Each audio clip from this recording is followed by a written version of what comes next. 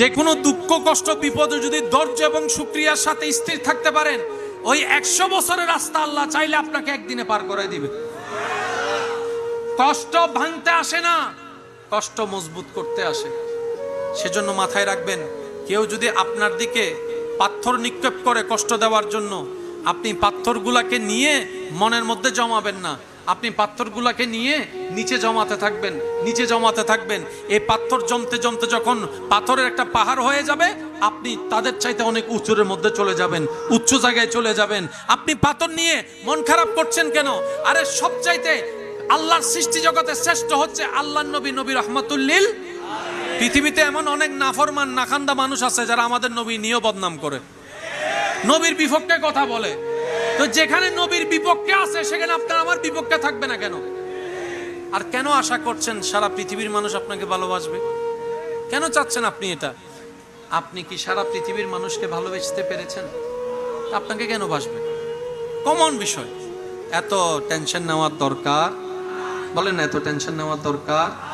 ধৈর্যের সাথে শুকরিয়ার সাথে আল্লাহর পথে নামাজের সিজদা ধরে রেখে যদি এগোতে পারেন, সততার সাথে স্বচ্ছতার সাথে, হাজার বন্ধ রাস্তা খুলে দিবেন আল্লাহ, ইজ্জতের ব্যবস্থা করে দিবেন আল্লাহ, অন্তরে অশান্তি মনকে শান্তি করে দিবেন কে?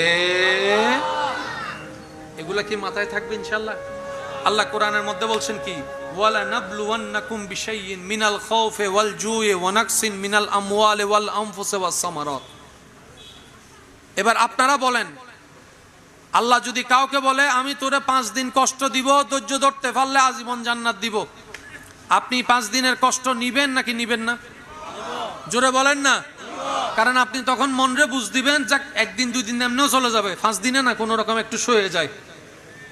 আজকে একটা কথা বলি সবার উদ্দেশ্যে, বিশেষ করে যারা আমাকে ভালোবাসেন, অন্তর ঘরে আপনাদের সুন্দর জায়গায় আমাকে জায়গা দিয়েছেন, তাদের উদ্দেশ্যে একটা কথা বলি, আজীবন মাথায় রাখবেন। জান্নাত পাওয়া একদম সহজ, কারণ আমাদের রব রহমান। আমাদের জন্য জান্নাত পাওয়া অতি সহজ, কারণ আমাদের রব হচ্ছে রব্বুল আলামিন। জান্নাত পাওয়া আমাদের জন্য অনেক সহজ, কারণ আমাদের রব রহমানুর রহিম। আল্লাহ চায় আপনাকে জান্নাত দিতে, আপনাকেও চাইতে হবে জান্নাত পাওয়ার। দোনো দিকটা মিলতে হবে, কথা বলেন ঠিক কিনা?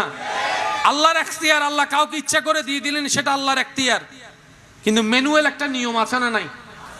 এই কথাটা মাথায় রাখবেন। আপনি পৃথিবীর যে কোনো কাজেই মন থেকে যদি চেষ্টা করেন,